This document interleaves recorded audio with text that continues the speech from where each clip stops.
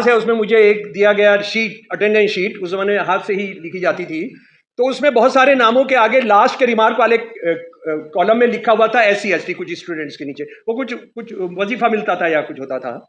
तो मुझे बड़ा अटपटा लगा। मैंने ऑफिस में जाकर पूछा, ये पहले महीने की बात है, तो वहाँ बताया गया कि ऐसा है कि इनको हमको आइडेंटिफाई करने में आसानी होती है कि इनको वजीफा मिलेगा। पर मैंने कहा कि आप अटेंडेंस शीट में क्यों दे रहे हैं, क्योंकि उसका मैं ये देख रहा था कि क्लास में टीचर जो है बहुत सारी बार उसका नाम पढ़कर, अच्छा तू वो है, तूने तो शरारत करनी ही है, तू तो बदतमीज होना, इस तरह का पूरा आभास, और वो उनको मार्क्स देने में भी वो इस्तेमाल होता था।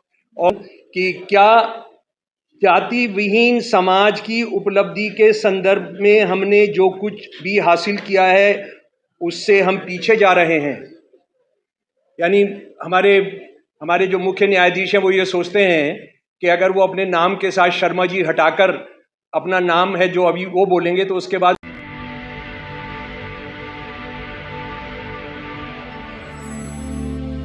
संघर्ष समिति के साथियों का बहुत धन्यवाद करता हूं कि उन्होंने मुझे मौका दिया अपनी बात रखने का। ये जो नस्लवादी जो हमला हुआ है, जो न्यूनतम नस्लवादी हमला है, ये जो मतलब जिसको कैस्टिज्म हम जातिवाद कहते हैं, वो असल में एक तरह का नस्लवादी है। और ये इसका क्या मतलब है, 29 जनवरी को जो फैसला आया हमारे सुप्रीम कोर्ट के जस्टिस साहिबान का, वो हमारे गणतंत्र रिपब्लिक डे के 3 दिन के बाद आया। इससे ज़्यादा शर्मनाक बात नहीं हो सकती थी। और मैं ये मानकर चल रहा हूँ कि आप उसके प्रोस एंड कॉन्स जो हैं वो सब जानते हैं। और इसको रोकते हुए जो हमारे चीफ जस्टिस साहब हैं उन्होंने फरमाया, मैं हिंदी में उसका तर्जुमा आपके सामने रख रहा हूँ, कि क्या जाति विहीन समाज की उपलब्धि के संदर्भ में हमने जो कुछ भी हासिल किया है उससे हम पीछे जा रहे हैं। यानी हमारे जो मुख्य न्यायाधीश हैं वो ये सोचते हैं कि अगर वो अपने नाम के साथ शर्मा जी हटाकर अपना नाम है जो अभी वो बोलेंगे तो उसके बाद उनकी जातिवादी पहचान वो शायद ख़त्म हो जाएगी। जातिवाद इस तरह से ख़त्म नहीं होता है मुख्य न्यायाधीश जी। और सबसे अहम बात यह है कि उनको जातिवाद जहाँ खोजना चाह रहे हैं, मैं उनको भी नहीं अगर पता है तो फिर मुझे लगता है कि क्या करना पड़ेगा, कहाँ पर हम लोग जाएंगे। ये वायर ने बहुत अच्छे डाटा जो है वो किया है हमारे साथ कि 18 और 23 के बीच में 98 स्टूडेंट्स दलित, बहुजन, आदिवासी, उन्होंने suicide, union government run universities में उन्होंने सुसाइड किया है। उसके बाद 122 students suicides in top institutions and union government universities between 2014 and 2021। और उसके बाद caste based discrimination complaints in universities and colleges jumped 118.4% between 2019 and 23। तो वो उनको नज़र नहीं आ रहा। मैं एक कॉलेज में पढ़ाने आया, दिल्ली यूनिवर्सिटी के सत्यवती कॉलेज में 1973 के अंदर। और जो पहले दिन की जो मेरी क्लास है उसमें मुझे एक दिया गया शीट, अटेंडेंस शीट, उस ज़माने हाथ से ही लिखी जाती थी। तो उसमें बहुत सारे नामों के आगे लास्ट के रिमार्क वाले कॉलम में लिखा हुआ था SC ST, कुछ स्टूडेंट्स के नीचे वो कुछ वजीफा मिलता था या कुछ होता था।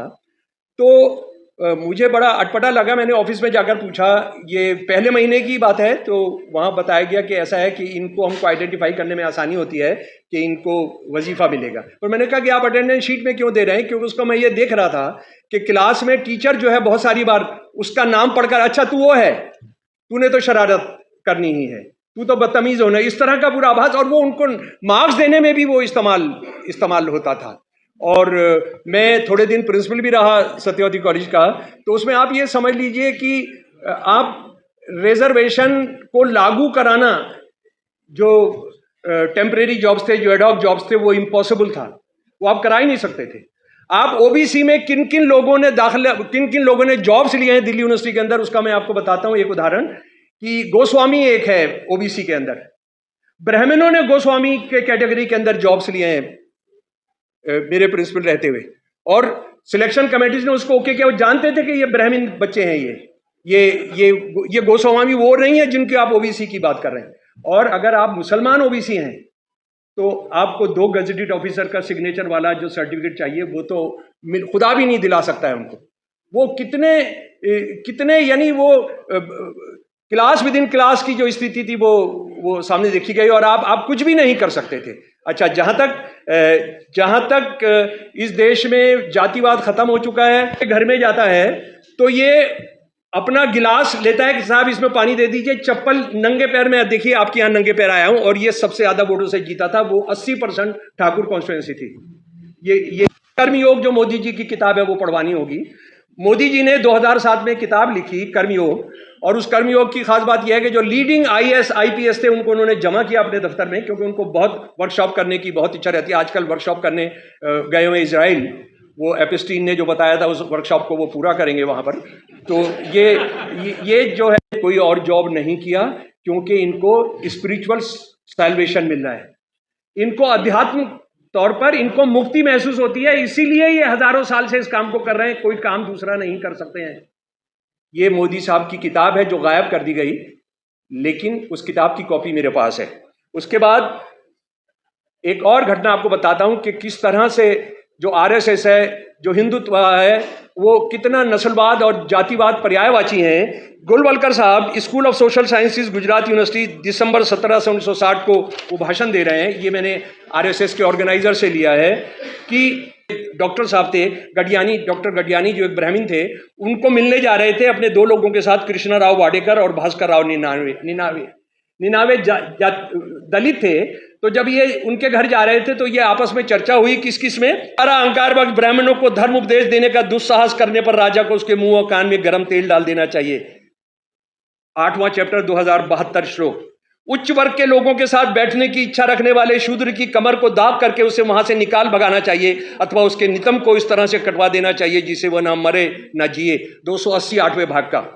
एक शूद्र को यदि उसके मालिक द्वारा मुक्त भी करा दिया गया हो तो भी वह सेवा करने के फर्ज से मुक्त नहीं हो सकता, क्योंकि उनके लिए यह प्राकृतिक नियम है। और ब्राह्मणों के लिए अध्याय 8 श्लोक 380, राजा को कभी भी एक ब्राह्मण को मृत्युदंड नहीं देना चाहिए, चाहे वह सभी संभव अपराध ही क्यों न कर दे। उसे राज्य से निष्कासित कर देना चाहिए, लेकिन उसकी सारी संपत्ति छोड़ देनी चाहिए और उसके शरीर को कोई चोट नहीं पहुंचानी चाहिए। ये लागू होगा। ये लागू होने के लिए ही ये नस्लवादी जंग छिड़ी है, ये रेसिस्ट ने जंग छोड़ी है। और आखिरी बात मैं आपको याद दिलाना चाहता हूं, मंडल विरोधी आंदोलन की याद करिए। ये नस्लवाद का हमला पहली बार नहीं हो रहा है। जब दिल्ली की सरकारी बसों पर लिखा रहता था नाली की ईंट चौबारे पर नहीं लगेगी, और अपने ही एक लड़के को इन्होंने जलवाया था जी, उसको जलवाया था उस पूरे आंदोलन के। ये जो हम रिजर्वेशन के साथ जो जुड़ा हुआ सवाल है, तो मेरे प्यारे दोस्तों, ये बहुत ज़रूरी लड़ाई है, नस्लवाद के खिलाफ लड़ाई है। बहुत सारे विद्वान हमको बताते हैं कि इन्होंने हिटलर से सीखा। मेरा हमेशा से मानना है कि ब्राह्मणवाद जो है वो ओरिजिनल फैशिज्म है।